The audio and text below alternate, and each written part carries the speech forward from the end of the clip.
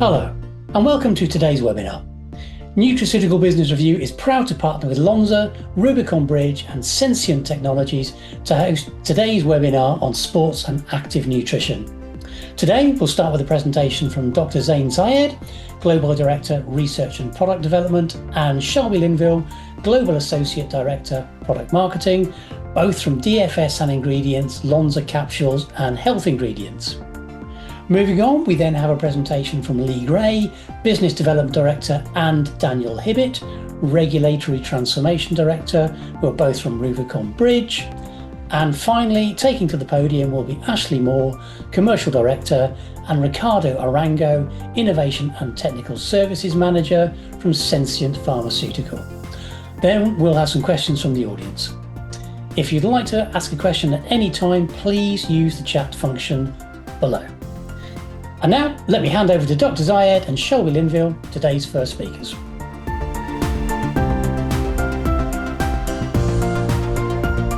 Hello, everyone, and thank you for joining us today. My name is Shelby Linville, and I'm representing Lonza Capsules and Health Ingredients. Today, I'm excited to kick off the session with a look at how longevity is evolving, not just as a health goal, but as a mindset that's deeply connected to active lifestyles.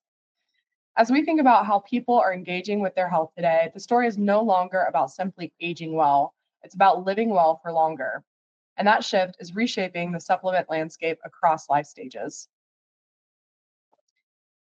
Today, I'm excited to be joined by my colleague, Dr. Zain Saiyed, Global Director of Research and Product Development for our DFS and Ingredients business. Together, we'll explore how consumer expectations around longevity are shaping formulation opportunities and how science-backed solutions can help brands deliver on them.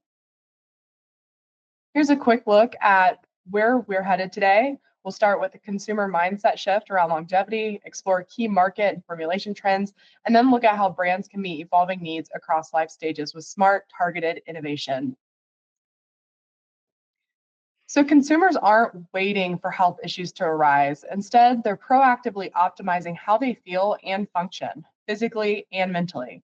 This is where longevity intersects with active nutrition. Whether it's staying mobile, boosting energy, or supporting muscle strength, people want solutions that fuel performance not just today, but also as prevention for tomorrow. In fact, 57% of consumers are exercising more, and 36% are taking supplements specifically to stay well. So longevity isn't about age anymore, it's about agency. And that shift is redefining what it means to stay active, strong, and in control across every life stage. We're seeing a few key trends drive this shift. First, we see that energy and mobility are now central to how consumers define healthy aging. So they want to stay strong and they want to stay independent and active, and that means solutions that go beyond the basics. Second, there's a growing preference for branded, science-backed ingredients. Consumers are looking for proof, transparency, and real benefits, and they're willing to pay more for that confidence also. And finally, we see that simplicity really does matter. People are gravitating towards solutions that are easy to understand and address multiple needs all at once.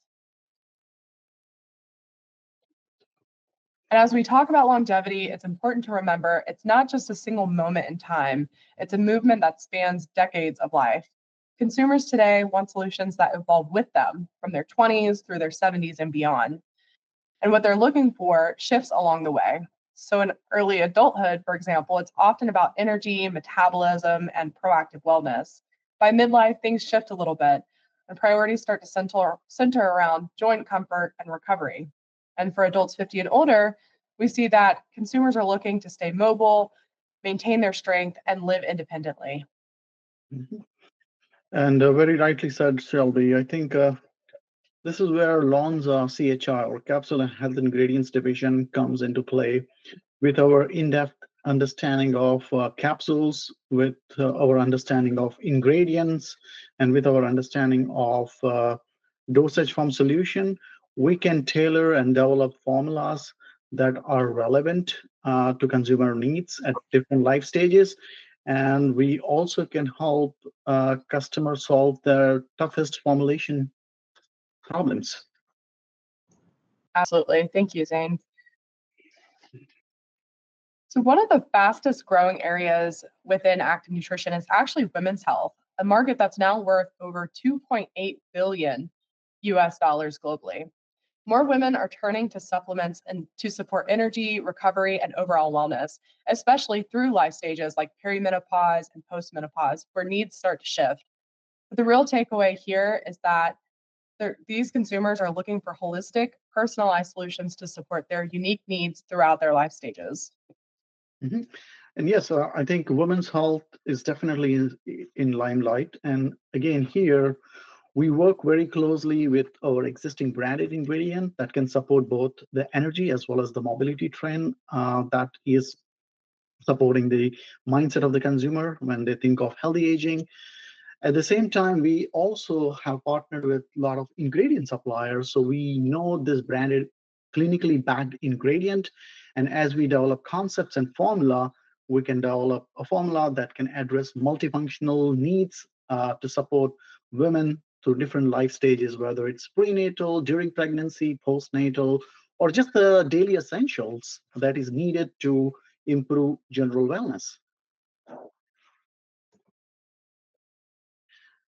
Two ingredients that definitely I would like to highlight for today's purpose is UC2. UC2 is our undenatured type 2 collagen. We have 20 plus research study that supports the benefit of UC2 in supporting joint mobility, flexibility, and comfort. The uniqueness of UC2, it's small dose. It's a 14 milligram once daily small dose that delivers all this good benefit. And two things highlighting UC2 is we have done studies, we have done more than 10 plus human clinicals uh, that supports the benefits of UC2. And these studies have been done in individuals as young as 20 years old. So these are healthy, exercising adult as young as 20 years old to subjects who have joint disorder like osteoarthritis. So on the upper end of age subjects up to 75 years of age. So we are spanning, or we have data that supports UC2's efficacy from as young as 20 years old to as old as 75 years old, and both in healthy exercising adult as well as subjects having joint discomforts or joint disorder like osteoarthritis. The other ingredient that I would like to highlight is Carnipure. Carnipure is Lonza's branded L-carnitine. L-carnitine play a pivotal role in energy metabolism, where it transports fatty acid to mitochondria. So basically, in layman term, it helps convert fat into energy. And we have done more than 10, 20 clinicals, which shows that Carnipure helps support energy. It helps recover from exercise, and also it helps with weight management. The combo of these two ingredients, UC2 collagen plus Carnipure L-carnitine, can directly focus the energy as well as the mobility trend that you are seeing, and that what customers are looking for in making the longevity journey across their health span. So why branded ingredient matter? Shelby, you rightly identified in the beginning of the talk that branded ingredient brings that level of transparency. It brings that credibility, which is very, very critical, because many of the branded ingredients like Lonza's UC2, Carnipure, as well as other ingredient suppliers that are developing branded ingredient, they do science for that ingredient to ensure that these ingredients deliver on that promise. So there is science to support the efficacy as well as safety of that ingredient. And secondly, from the consumer standpoint, as we see this report from FMCG, it is very clear that the consumers do prioritize ingredients backed by clinical studies when in their purchasing decision of what supplement they want to buy. So I think it is very, very important to use branded ingredients that are backed by science. And at Lonza, we go beyond science, trying to also bring in the quality aspect, the safety aspect, the traceability aspect, as well as our in-house regulatory team that supports our customer for ensuring approvals of this product within US or globally in different region. So again, Lonza empowers brand to bring authentic consumer trust through science-driven differentiation. This is these are three kind of formulation. This is food for thought, actually.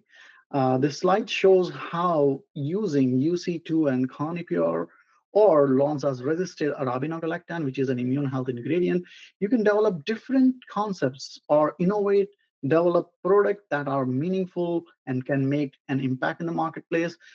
The three examples that's shown here, like the holistic energy is a holistic energy and mobility sachet it combines UC2 with resisted and B vitamin.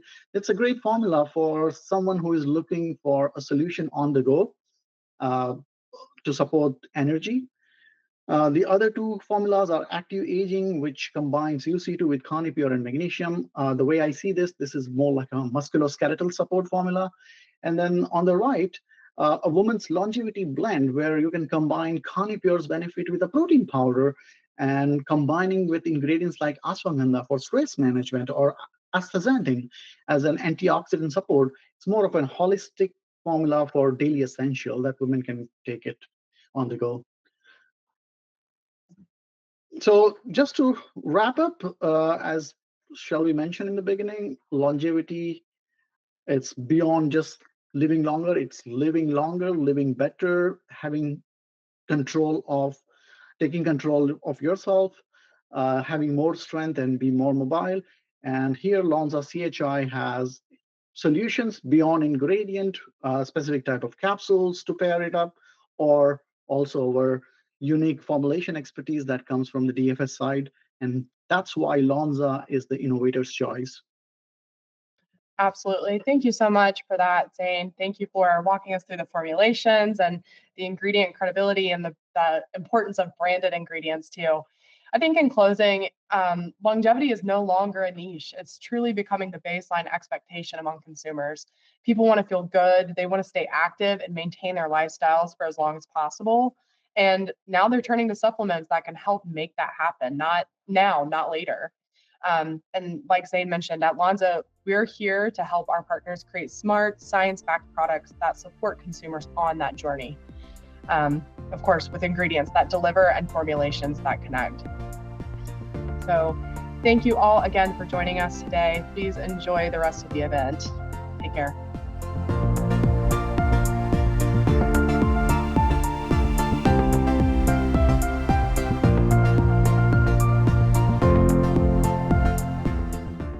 Okay, first question of the Q&A. Could you please discuss Lonza CHI's unique ability to look at both the ingredient and the delivery system when formulating active health products?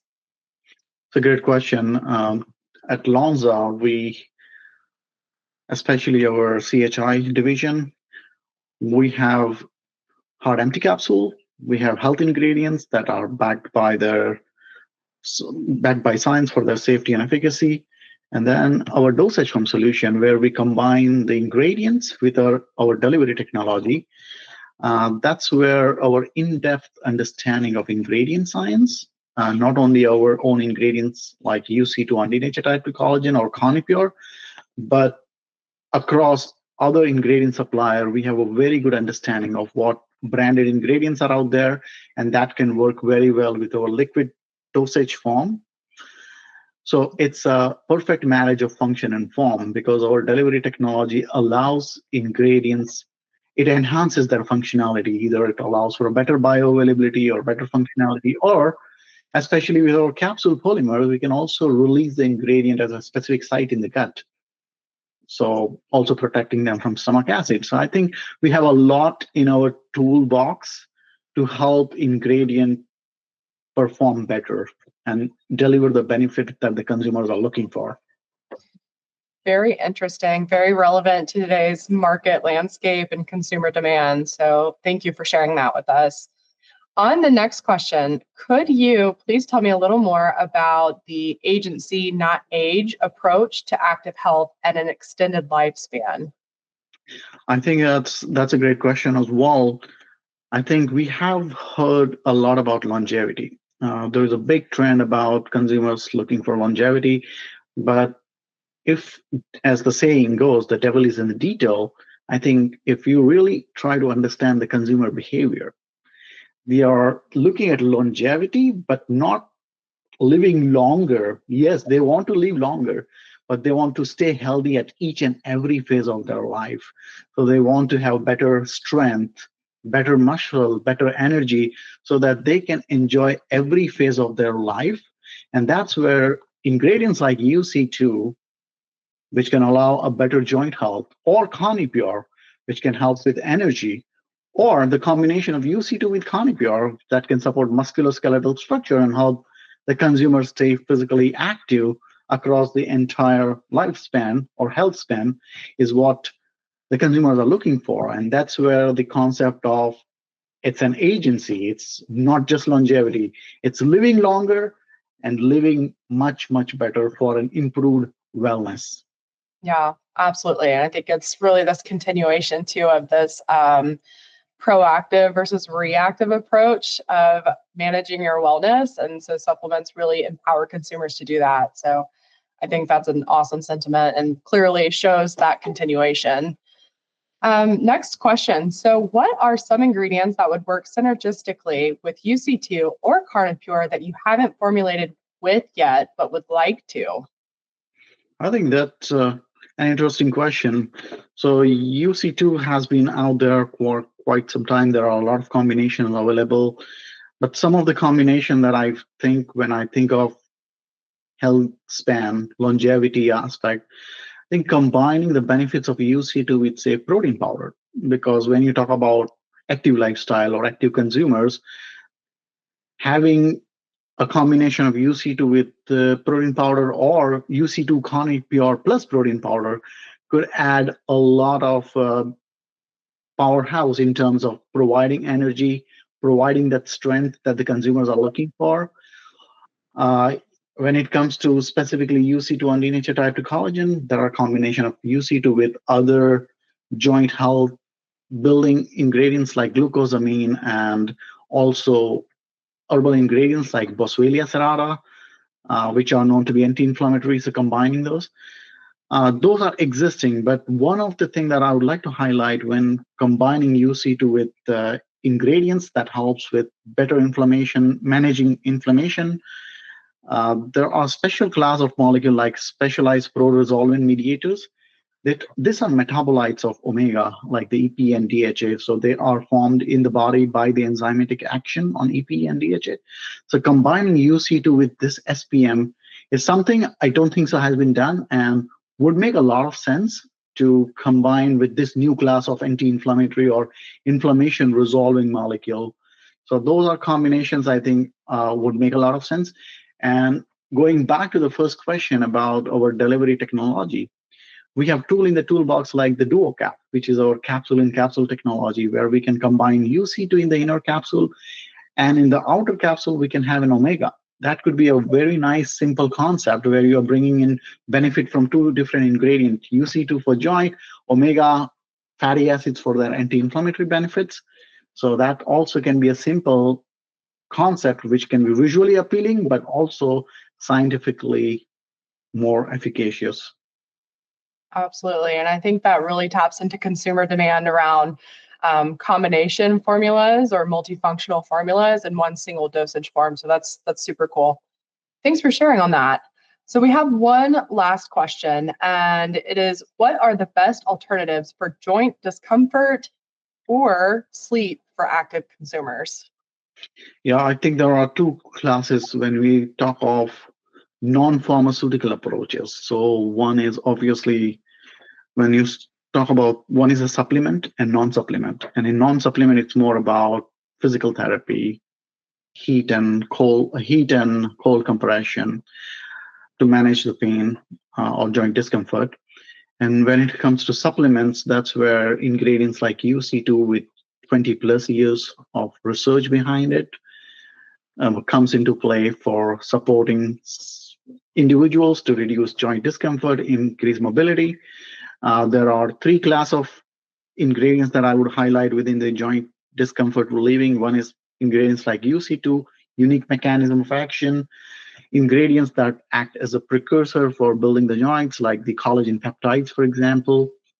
Or, as I mentioned briefly in a previous question, ingredients like herbal ingredients, Boswellia serrata, are anti-inflammatory, and a combination of these ingredients could make a nice recipe to help manage the joint discomfort. When it comes to sleep, yes, I think melatonin is a good one, but obviously the consumers are looking for more natural alternative to melatonin in many of the countries. And that's where ingredients like valerian, for example, lemon balm can come into play because of their benefit to kind of reduce stress and allow for a better sleep.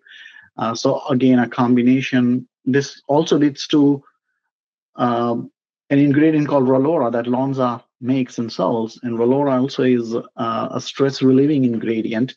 It is a combination of two Chinese herbal medicine plants, Magnolia officinalis and Philodendron.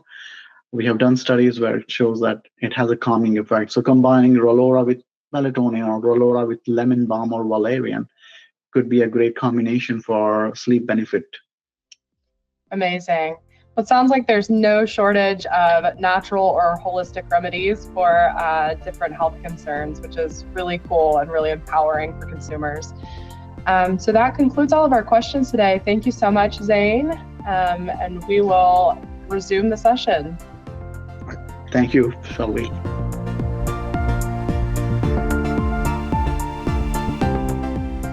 Hi, I'm Lee, and I'm the Business Development Director here at Rubicon Bridge. I'm joined by my colleague Dan. Hi, I'm Dan. I'm the Regulatory Transformation Director here at Bridge. And today we're going to be talking about a few of the kind of most trending ingredients in the marketplace, but from a slightly different angle, because we're going to be talking about regulatory requirements and specifically things you really need to know in order to go to market. So we're going to start with creatine. And first, I mean, it's bonkers to me that this is a trending ingredient in 2025, and people kind of acting like it's just been invented, seeing as it was actually discovered in 1832 and originally brought to market in 1993. But I think probably what we're seeing at the moment is the shift away from the traditional use case, which is very much like bodybuilding, weightlifting, things like that, into more of an endurance and mainstream health as well. So we're not going to deep dive the science, but just to kind of cover the two modes of action.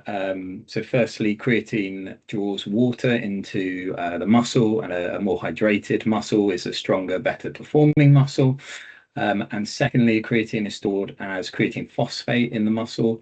And basically what this means is that it can donate a phosphate group to ADP, converting it to ATP, which is the body's source of energy. So that's kind of an overview of what creatine does. But Dan, what can you actually say it does? Because obviously claims are quite highly regulated in Europe. Yeah, absolutely. The creatine is a really interesting one from a claims perspective, because it's one of the few ingredients that are commonly in sports products that you can actually make sports-related claims on. So there's actually two authorized claims for creatine. They are: creatine increases physical performance in successive bursts of short-term high-intensity exercise. And then there's a second claim for those over the age of 55, which is that daily creatine consumption can enhance the effect of resistance training on muscle strength in adults over the age of 55. So both of those claims require 3 grams of creatine in the product for them to be used. Lee, how does that compare to sort of what you're seeing in the market in creatine products? So obviously what we tend to see in terms of trends and how they flow globally is things tend to hit it off in the US and then flow to Europe, right? And what we see in the US is much higher dosages. A standard dose would probably be 5 grams per day, which obviously would enable you to make those health claims.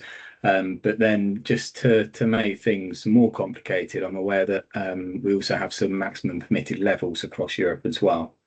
Yeah, so because creatine is what's classed as an other substance in food supplement legislation here in Europe, it's regulated at a national level. So there's no harmonized European legislation on it. So each country has may decide to set their own upper levels. And for the most part, European upper levels are set at 3 grams per day. So that's conveniently the same as the amount you need to make the claim.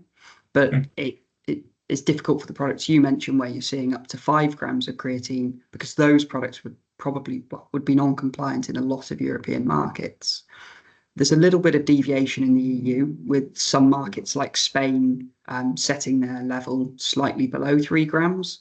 But in practice, you can often get up to 3 grams through the use of mutual recognition. And there is also a bit of a nuance in Italy that you're allowed up to 6 grams per day, but that's only for the first month of use. And I don't know if there's any sort of rationale from your perspective, Lee, that might allow those high doses. Yeah, it's a bit of a funny one. I think probably where it comes from is when creatine was first marketed, there was a real push and communication around the fact that you need to, when you first start taking it, you need to do like a loading phase. So often the recommendation would be you take a high dosage for a period of weeks, and the theory being that that would actually saturate the muscle cells with creatine faster, so you'd see the benefits faster. I think that's been, I don't want to say debunked, because I'm not 100% sure that it isn't accurate, but I think it is widely considered now that that was in effect a marketing ploy, and that actually the benefits of creatine are realised if you just take it how it's kind of directed on the product packaging. So you mentioned 3 grams of creatine, but that's creatine and not necessarily creatine monohydrate, correct? Yeah, so creatine monohydrate is one of the forms of creatine. So you need approximately 3.4 grams of creatine monohydrate to correspond with 3 grams of creatine. But that's not the only form that we see in the market. So there are numerous forms. I think there's more than 10 forms that I've seen sort of over the years, with creatine monohydrate being far and away the most common. But the status of the form differs as well.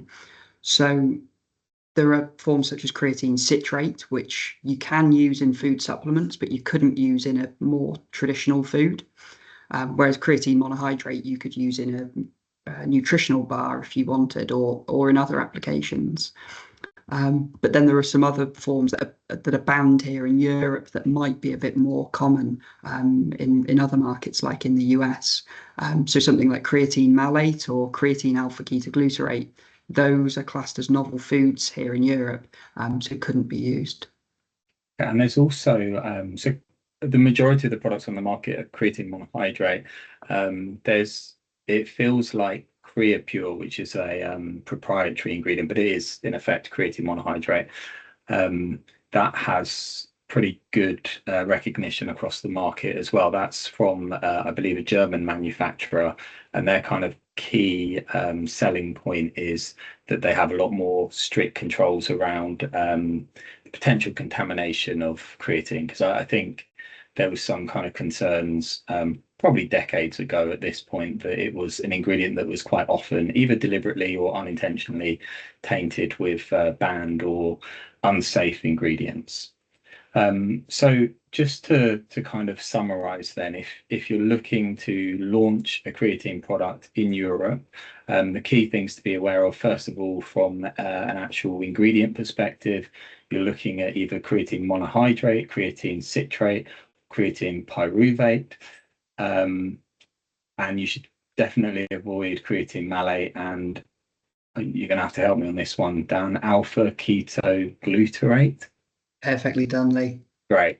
It's also probably worth mentioning from a customer perspective, creatine monohydrate is quite nice because it's flavorless and truly flavorless, not like unflavored whey protein that tastes awful. It genuinely doesn't taste of anything. My experience of these other kind of more novel ingredients is they tend to have quite a bitter aftertaste, so they don't kind of offer the best tasting experience either. And then in terms of dosages, you want to be meeting that 3 grams of creatine, which will vary. So for creatine monohydrate, you mentioned that's 3.4 grams per day. Presumably that will be slightly different for citrate and pyruvate. But you need to be hitting 3 grams of creatine per day in order to make the authorized health claims for the product. And you don't want to be exceeding those. The reason being that we don't have to cover every individual country, but broadly speaking, you're going to bump into a lot of issues if you're trying to sell that product across Europe. Absolutely. Great. Okay, so that's creatine kind of wrapped up, a nice little bow on it. Next we'll move on to ashwagandha, which is another ingredient that probably, like myself, you've seen all over Instagram, lots of influencers talking about it. It is traditionally used in Indian medicine. It's an adaptogen, and it's thought to enhance the body's resilience to stress. Traditionally, it's been used to reduce stress and anxiety, and it seems like there's some kind of limited data on its ability to improve physical performance, and also some association with increased testosterone levels as well. Largely, I would say, unsubstantiated. Dan, I'm assuming from a claims perspective, also kind of not safe territory to be looking to market your product in that way. Yeah, so as it's a herbal ingredient, ashwagandha doesn't have any authorized health claims, but there are a list of on-hold health claims that could potentially be used. So on-hold health claims are in a bit of limbo, really, from a regulatory perspective. So while they're on this list of on-hold claims, they can be made, but you need to ensure that they are scientifically substantiated. So you need to be able to ensure you can defend it. And also, the claims that are on the list aren't necessarily always can't be used sort of verbatim as they appear. You perhaps need to adjust them slightly to make sure that you're not pushing the boundaries of medicinal claims or going beyond what would be classed as a health claim in the food sense. So really, my sort of words there would be use them with caution, and perhaps speak to a regulatory advisor. And just in terms of the regulatory status of ashwagandha, I assume that's, like, say, controlled at a national level. What does that look like currently? If you were looking to sell a product across Europe that contained ashwagandha, what are the kind of challenges that you're likely to bump into? Yeah, so herbal ingredients are as you say, they're controlled at a national level. But in addition to that, you have regulation from both a food and medicinal product perspective. So a lot of them might be used in, as I say, food, or it could have been used in sort of traditional medicines, which then mean you've got to be very careful as a brand to make sure that your product stays on the right side of that food and medicine borderline. So for ashwagandha, generally speaking, it's acceptable in food supplements in the EU, but there are some national differences to that. So in Denmark, the Danish Technical University looked at the safety of ashwagandha and concluded that it wasn't safe for consumption. And the Danish authority has taken that on board and essentially banned ashwagandha in the market. In other markets, we see Estonia, they class ashwagandha as a medicinal ingredient, so it shouldn't really be in any food supplements there.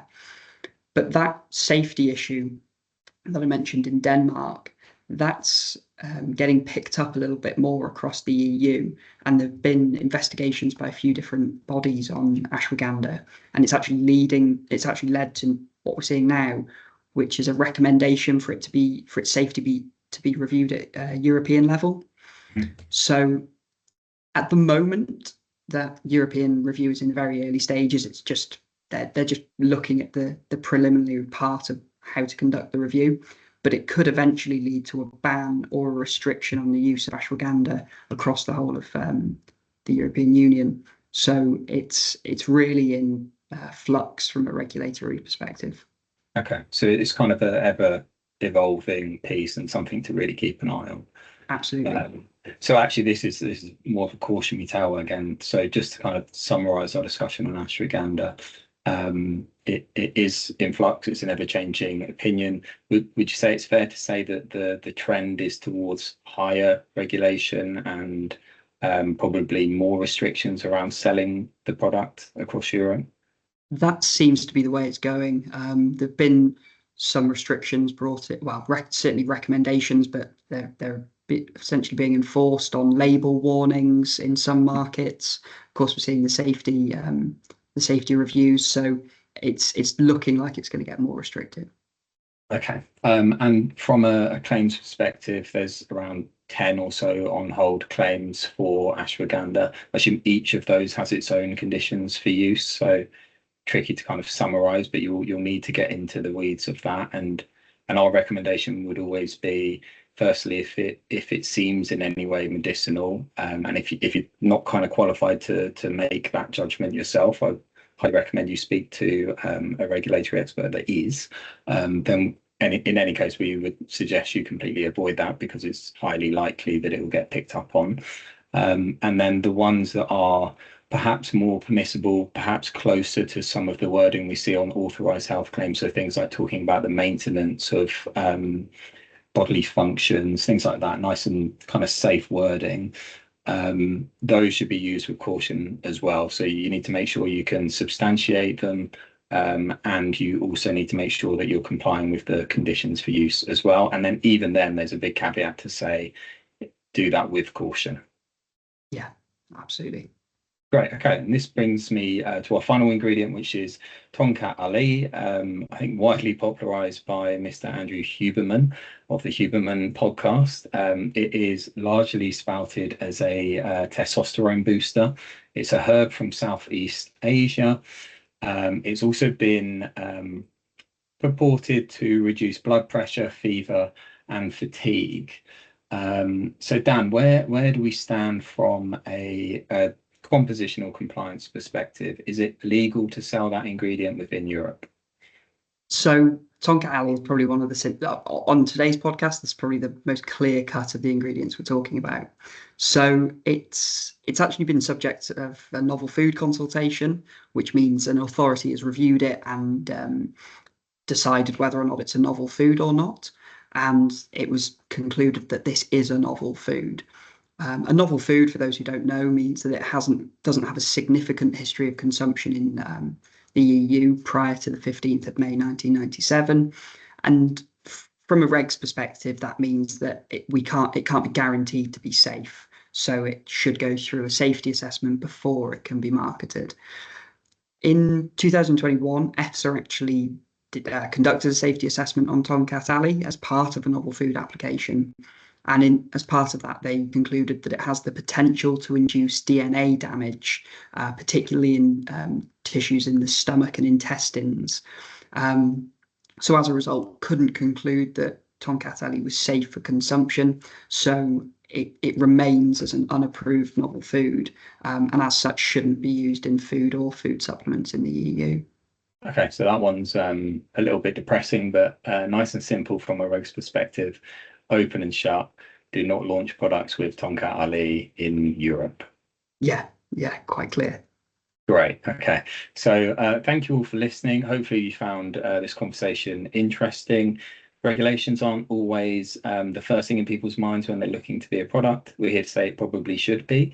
If not the first, and certainly the second, before you kind of get too far down the line in terms of investing in packaging and batches and things like that. If you're interested in learning more about Rubicon and how we can help you bring products to market safely and also quickly, then please get in touch.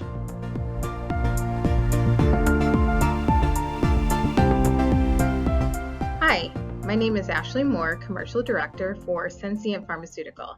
Today, we're going to talk about consumer demand for natural ingredients in the sports and active nutrition industry. But first, I'd like to introduce Sensient Pharmaceutical. We are a global provider of colors and flavors. Our team is solely dedicated to working on applications in these industries, with sports nutrition falling under nutraceuticals. This means we understand formulation challenges, working day in and out to help consumers bring their innovations to life.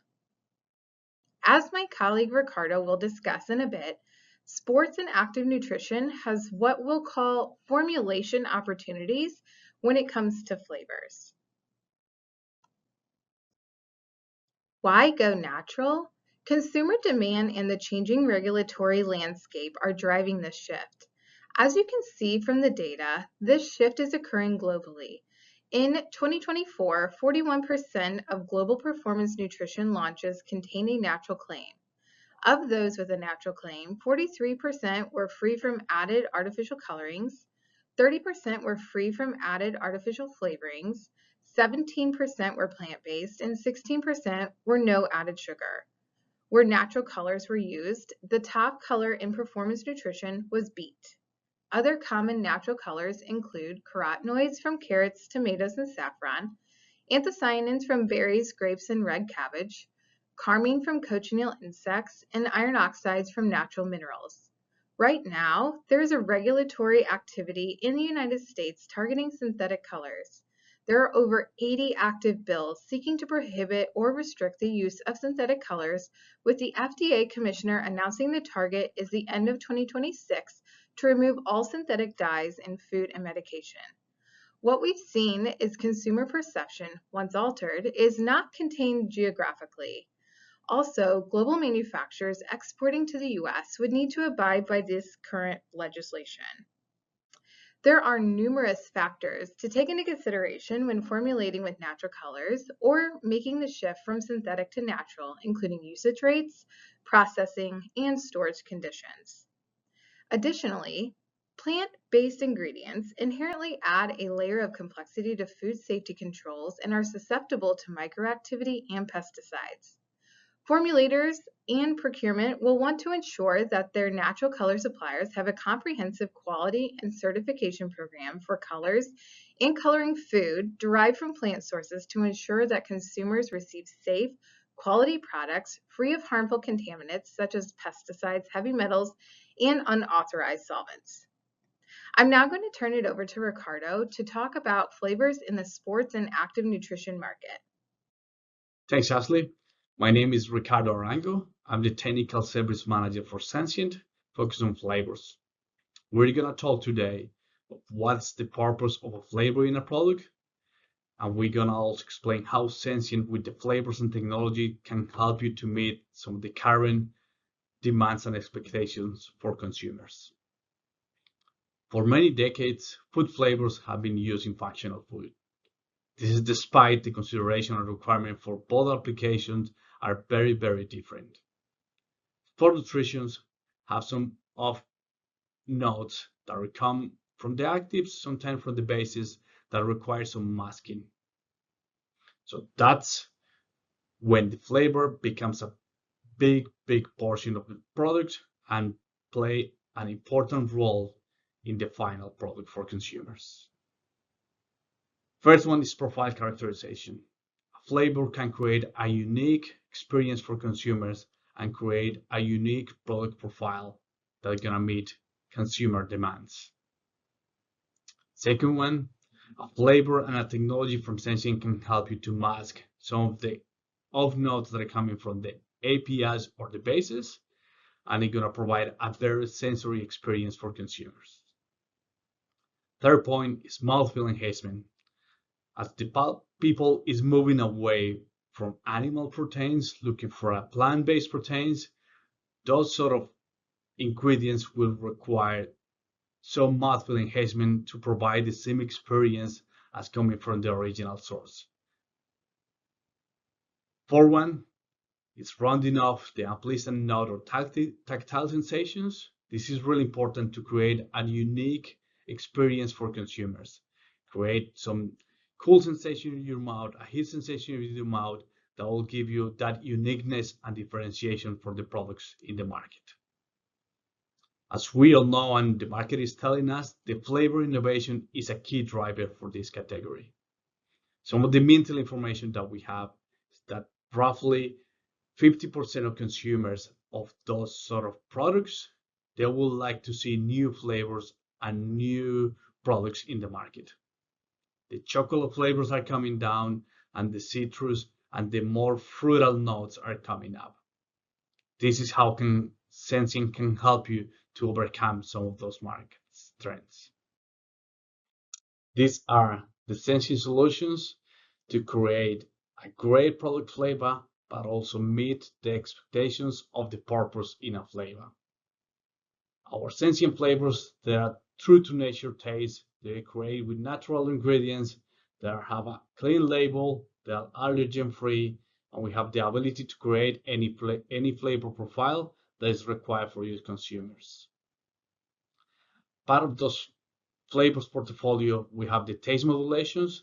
This is related to some of the off-note and some of the unique experiences that you would like to create for the consumers. We have the natural flavor technologies, some of the products that are going to help you to mask the off-notes associated with the APIs. Also, we're going to enhance some of the positive attributes that are coming from your products. And now, as a trend, people moving away for low sugar, less sugar, we're going to help you to provide some of the solutions in order to help you to boost the sweetness intensity of the products without adding any more sugar. That is part of the technology that we have in Sensient, create a unique experience, create a unique flavor profile that is going to meet the consumer's demands for those products. The mouthfeel enhancement, that was something that we discussed before, how those plant protein bases will require some modifications in order to resemble or replicate the animal protein as good as they can. That's when the mouthfeel enhancement will work really well, and it helps you to provide that great experience for consumers. This is a great example of how the Sensient technologies will help you to improve and get a better product on the market. The example that we have here, we're using the smooth ethanol technology in a pea protein shake. Using some of that technology, the smooth ethanol technology on the product, allow us and help us to reduce some of the raw beany and chalky notes that were coming from the base, but also enhance some of the positive attributes of the products like sweet aromatics, the creamy mouthfeel, and the overall sweetness of the products. As you can see, the smooth ethanol product will shift the flavor profile of the product to a better suitable product that will meet the expectation of the consumers regarding the sweetness level, the mouthfeel of the product, and also reducing the off notes that naturally are coming from those sort of bases. This is just a good example of how we can help you, how our products can improve and create a better product for you to launch. Now, I'm going to move to Ashley to wrap it up. Thank you very much for your time. Thank you, Ricardo. To wrap it up, consumers of all ages are incorporating more sports and active nutrition products into their daily lives, whether for hydration, to boost their workouts, or to replace a meal. This is a growing category that was once limited to athletes. Consumers and those responsible for purchasing these products are looking for natural ingredients and exciting flavors. Sensient can help drive this innovation.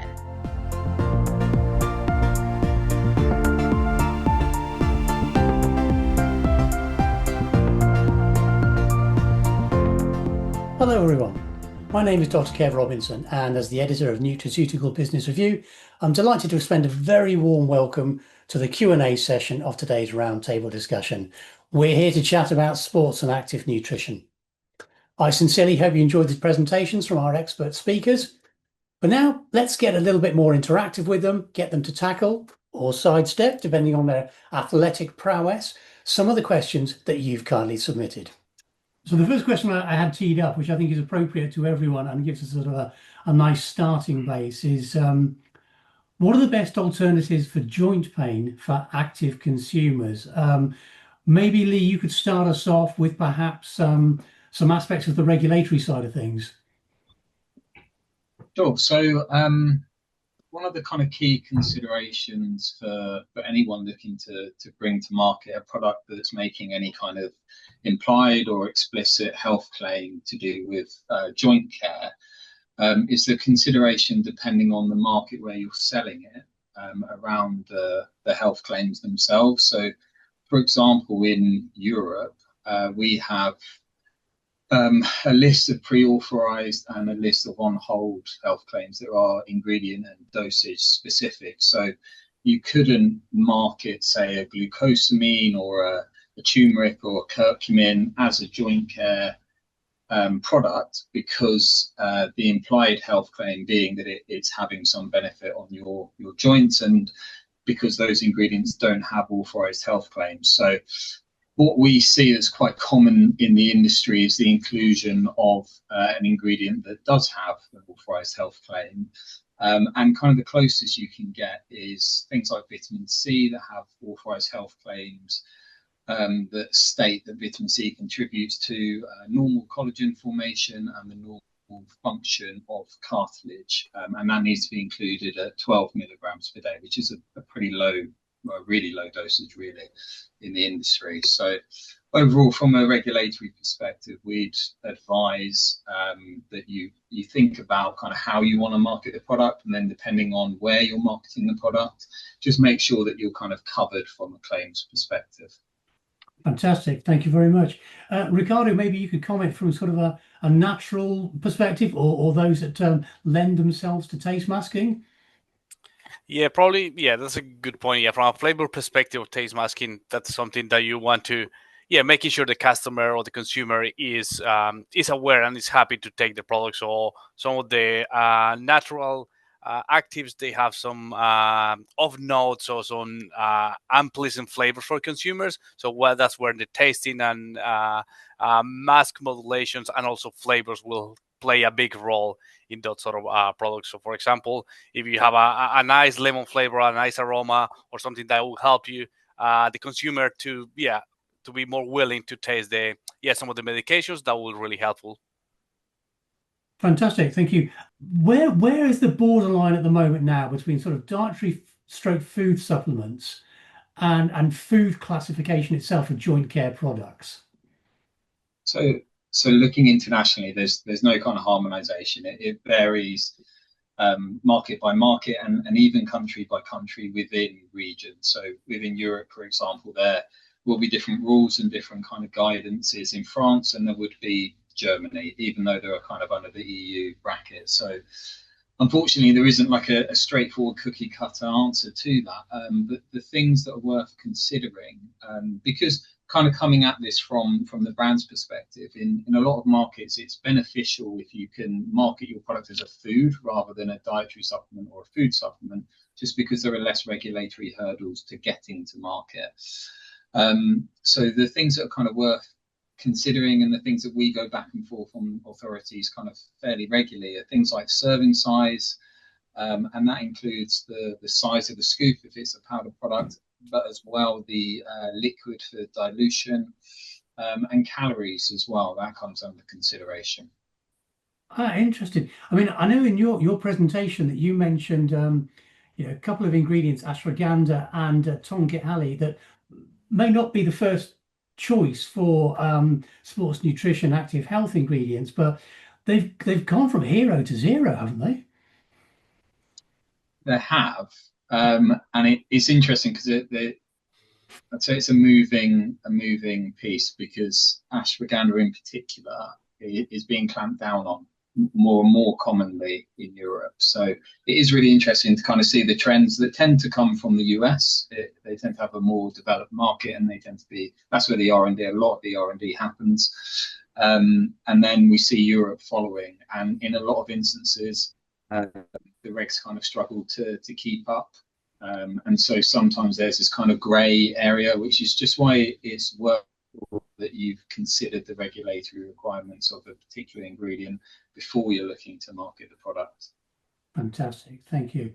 And Ricardo, I think this may be one that sits nicely into your level of expertise here. Questions come in. What natural sources of B12 can be used in a dietary supplement? Yeah, that's a really tough question there. The B12.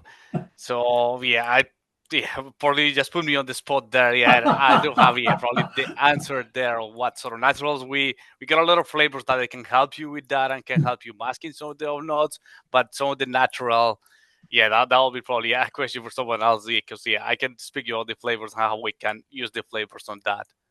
Absolutely, no problem. There are no wrong answers here. Oh, I'm gonna just jump in there really quickly. So apologies. Yeah, so we, from a regulatory perspective or a recommendation perspective, Sensient tends to stay out of what we would call like the active industry. So when you talk B12 and things like that, that's not necessarily in our wheelhouse of items that we would supply. But to Lee's point about, like ashwagandha and acceptance in different markets, we do follow those trends. And, we've seen a massive influx of, consumer acceptance in North America, and into Europe. And when you start to get into like dosage forms, like how much ashwagandha can you fit into a gummy application that someone would want to take? How do you flavor that? It's really interesting, the shift in the market that we've seen. But yeah, from what can you use for B12? Ricardo and I probably aren't the best resources for that, but totally appreciate that. I'm just asking the questions that were submitted, and just one little housekeeping to, if you are going to speak, could you please put your camera on? Otherwise it makes for a really dull looking video. Yes, sorry. It's okay. Our other presenter, Ashley, she's in a customer meeting. So I am filling her position. Not well, but I will try. Yeah, and we're delighted to have you. Thank you for showing up here today. Sorry, before you move us on to the next question, I can probably speak to that somewhat. It's not particularly in our wheelhouse, but I experience of kind of customers that we work with, things that we've seen. So obviously B12 supplementation has been a big trend because veganism has been a big trend. So the two kind of go hand in hand. And from kind of a natural source perspective, a lot of times people look to food, so things like clams, oysters, liver, fish, eggs. Something that we've seen though from a supplement perspective is desiccated liver, which is actually a really old supplement, but being positioned now because it is naturally high in vitamin A and vitamin B12 as well. We have seen that kind of fill the void a little bit. And I'm sure there are other examples as well, but that's kind of the one that comes top of mind. Fantastic. Thank you very much. Yes, I don't mean to put anybody on the spot. These are questions we've submitted, and I'm quite happy if you say this one isn't for me. Let's move on. I'm going to try another random one then. How is the need for quality sleep being addressed in the sports nutrition space, and by whom? Any volunteers? I can give some thoughts if you'd like. Please, Lee. Thank you very much. Sports nutrition is obviously, it's a big category, and it's even bigger than it was 5-10 years ago. I think it's probably fair to say that sports nutrition has its origins in bodybuilding, which isn't even really considered a sport per se, but certainly that pioneered the development of things like whey proteins and amino acids. And it seems like the trend, like creatine, for example, massive trend now, was first brought to market, I think, in the 90s for bodybuilders. So they tend to be ahead of the curve. And in terms of sleep and supporting with that, that's the understanding of how important that is, from both like a mental clarity perspective, but also from a physical performance perspective, has been its own trend, its own sort of holistic thing that's happened over the last few years, and people just kind of understanding more about that and the significance of it. From kind of a supplement perspective, things like melatonin, that's been massive in the US, but also we've seen it's permitted in a lot of the markets in Europe. It isn't, sadly. In the UK, it's classified as a drug. So we're not free as consumers to just walk into a store and purchase it. But I can tell you firsthand that when people are on holiday in Disneyland, they will pop into a G&C or one of the other stores and pick some up there, because it is, it is a well-studied and pretty safe supplement. And then there are also things like, not from a supplement perspective, but things like CPAP machines and stuff like that, I know are a growing trend. And the interesting thing about that, and why I mention it, is that we've seen the knock-on impact of that being products being marketed as kind of adjuncts to the CPAP machine. So things that will like keep your mouth wet, for example, because I think it dries out your mouth for some reason. It maybe makes you breathe out of your mouth or something. So yeah, that's why I can comment on that. But it's interesting you say that, because if I do come back from an overseas trade show, you can bet your bottom dollar I'll have a tub of melatonin locked away somewhere. Oh yeah. Having lived in the US before, I know it's good stuff. So I would always pick that up, and I find it works. If I can move that off to my sentient sentience here, maybe not particularly on the sleep aspect, but you mentioned in your presentation regulation against synthetics. Would this drive, the market for more natural sleep products? I think Yeah. that, sorry, go on. No, Lee, you're good. You're definitely gonna have some some input on this as well. Um, I think when you look at sports and active nutrition, kind of back to the earlier point is it's kind of this gray area in the States. So sports and active nutrition would fall under nutraceutical or functional foods for us here. So there's been growing consumer demand for natural products within that space. So if you look at the product launches, like free from added artificial colorants, free from added artificial flavorings, plant-based has seen a surge. And then also back to Lee's point earlier, an increase in botanical acceptance. As we get into the functional food space, natural is a growing trend across the market, and that includes everything from the sources of, the protein or the energy to kind of the colors and flavors that differentiate your products in the market. So the regulations that we're seeing in the States around the removal of synthetic colors are really going to have an impact on the sports and active nutrition market because they kind of fall under those functional foods. So while we'll call them main ingredients, we're already seeing a surge in natural sources. The supplementary ingredients like colors and flavors are going to be heavily impacted by what's going on here. Excellent. And Lee, you were keen to jump in there, I think.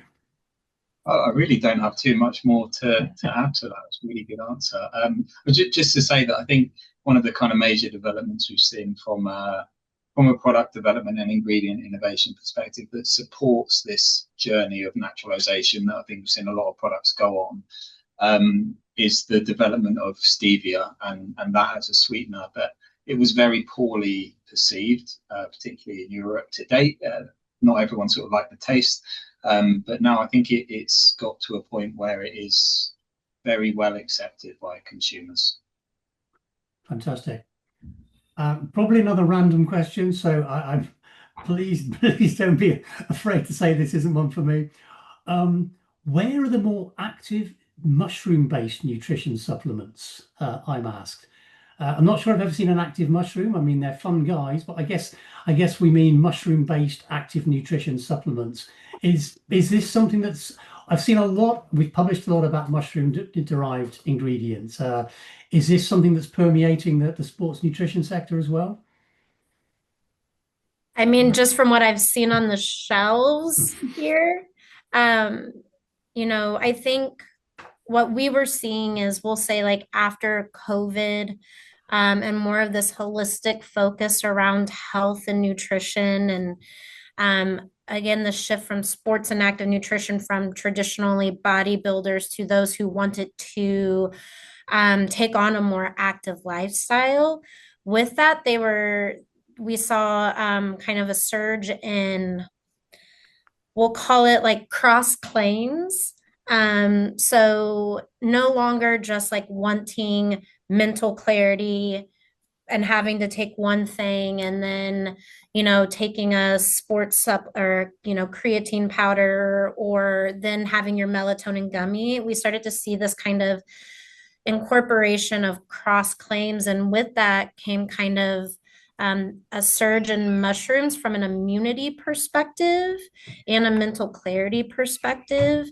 And then again, kind of that incorporated into the functional foods that you would see as well, that you would use for, like, if you were to eat like a protein bar or an energy bar before you went into the gym, it would, some of them would say added with reishi for mental focus and things like that. So We saw that kind of coming up after the COVID pandemic, and we're still seeing incorporation of mushrooms into formulations. Maybe not to the extent that we were back in 2020 and 2021, but still development. Incredible. Okay, super. Well, we'll watch the market and see what happens, because these things do tend to sine wave a little bit depending on what's suddenly popular or what some influencer has got hold of and is happy to talk about.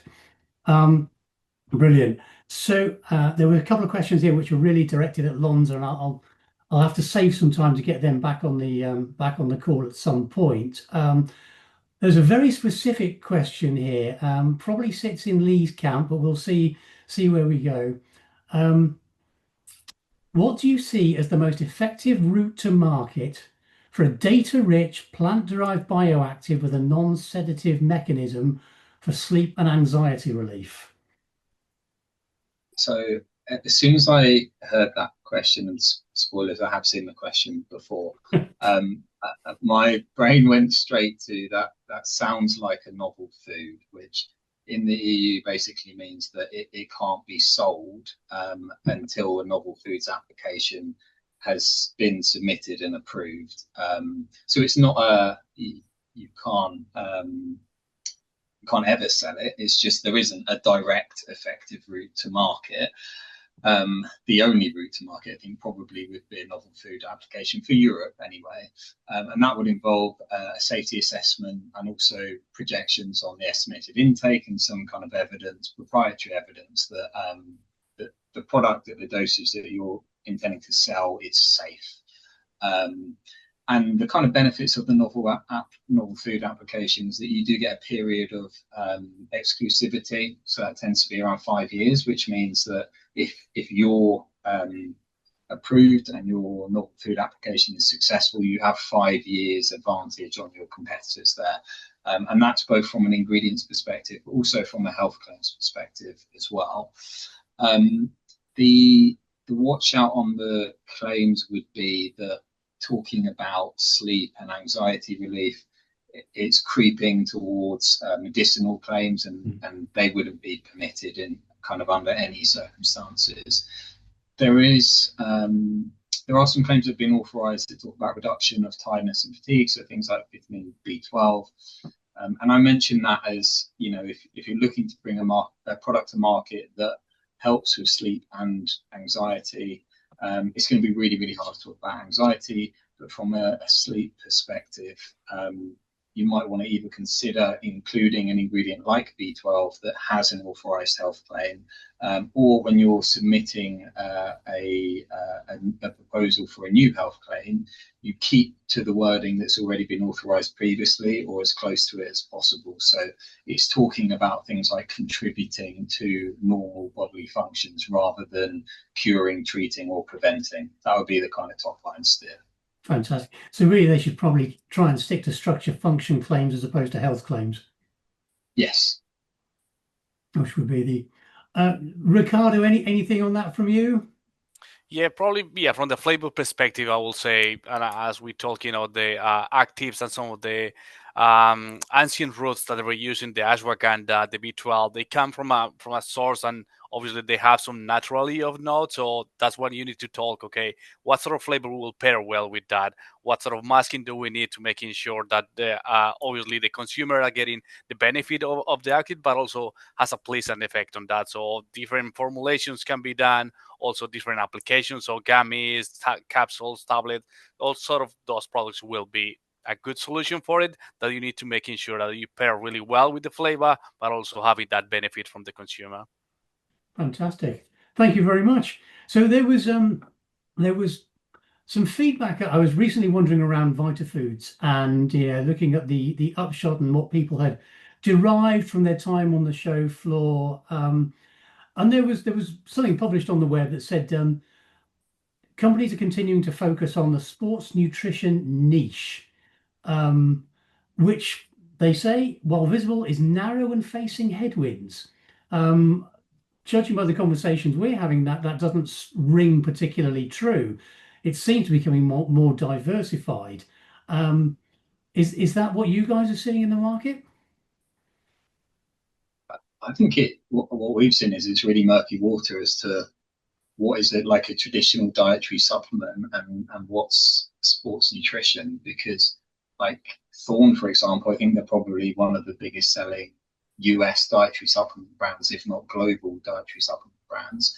One of the biggest selling products is creatine, which is traditionally a sports supplement product. So I think it's really hard to say now what is sports nutrition and what's kind of traditional vitamins, minerals, and supplements.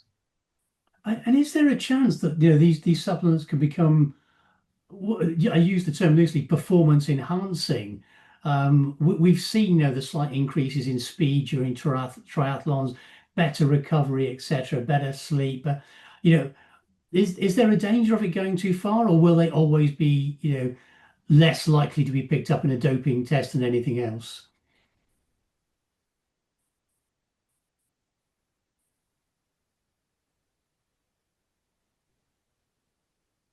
Probably not.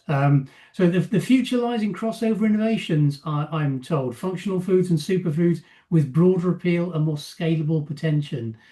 Sensient, would you see that as a forward? Running out of time, thank you. Would you see that as a way to move forward in the industry? Absolutely. Like Lee said, it's kind of sports nutrition, nutraceuticals, it's functional foods. It's kind of not easily classified right now. So I think the market, if you again just looked at it in the traditional sense of sports nutrition and what it used to be, that's why some may say that it's a very narrow niche market, but it's so much bigger than that. It just kind of comes down to consumer perception and what they are classifying as kind of sports and active nutrition. I do think that you're going to start to see much more incorporation of functional foods, functional botanicals. And then as you start to move into like natural coloring sources for these items that could have a cross claim in terms of the function, and then from a flavor perspective as well, the incorporation of flavors and extracts, and Ricardo will be able to talk maybe a little bit more to that. But I do think that it is a growing space, and you're going to start to see a lot more in it. Fantastic, thank you, Ricardo. You've been tagged in, or the baton's been passed. Yeah, definitely. Yeah, as we were talking, innovation is a key. It's a really big role in this category. So the more flavors that you create, the more, again, we're talking about different applications. So you're looking at liquids, you're looking at some capsules, some gummies, gels. So all those different applications will need different flavors. So I guess innovation is the key on that thing. So we start innovation from flavors perspective, but also kind of the masking. How do you enhance some of the positive notes or the positive attributes of the products, but mask some of the negative off notes that coming from the actives? So yeah, definitely in the flavors perspective, the innovation is going to be huge, not just only for the flavors, but also for different applications that is going to be happening for that category. Wonderful. Thank you so much. Guys, you've been an incredible team, and to use a baseball metaphor, you've knocked it out of the park. So I really thank you for your time today. If there's any closing comments you'd like to make, feel free, but you've exhausted my list of questions. Thank you for the opportunity, Kevin. Absolute really pleasure. Absolute pleasure. I'm sure there'll be more to come, so I look forward to catching up again soon. Thank you so much, Kevin. Thank you very much. All right, take care, guys. Speak to you soon. Bye-bye. Bye-bye. Well, folks, I think that's all we have time for today. We're approaching the finishing line. It's been a great race, and we've thoroughly discussed sports, nutrition, and active health. Once again, sincere thanks to my speakers and panelists, and to everyone out there for tuning in. I hope you found that to be both informative and entertaining. Please remember to like, share, subscribe, and follow, and I'll catch you in the next one. This is Dr. Kev Robinson signing off with Love and Rockets. Be seeing you.